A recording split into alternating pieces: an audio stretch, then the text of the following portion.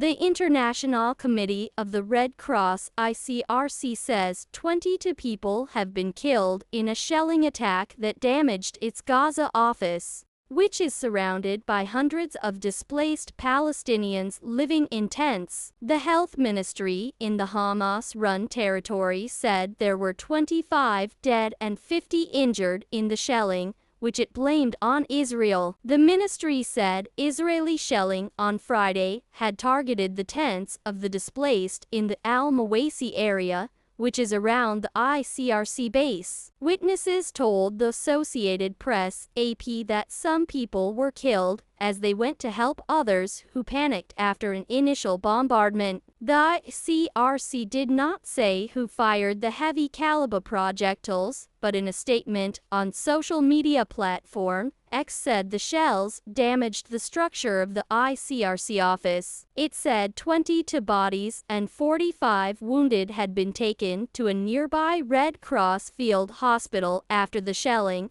and there were reports of additional casualties. Al-Mawasi had been designated as a humanitarian safe zone by Israel, and thousands of people had fled there following Israel's assault on the southern city of Rafah, according to Ahmed Radwan, a spokesperson for civil defense first responders in Rafah. Witnesses told rescue workers that shelling had taken place at 2 locations in the coastal area, which is filled with makeshift tents. AP said the locations of the attacks provided by the civil defense appeared to be just outside the safe zone. The Israeli military said the episode was under review, but that there is no indication that a strike was carried out by the IDF inside the safe zone, using an acronym for the Israeli forces. It did not provide details on the episode or say what the intended targets might have been. Israel has previously bombed locations in the vicinity of Al-Mawasi, a rural area with no water or sewage systems and where Palestinians have been living in desperate conditions. 2 tanks climbed a hilltop overseeing Mawasi,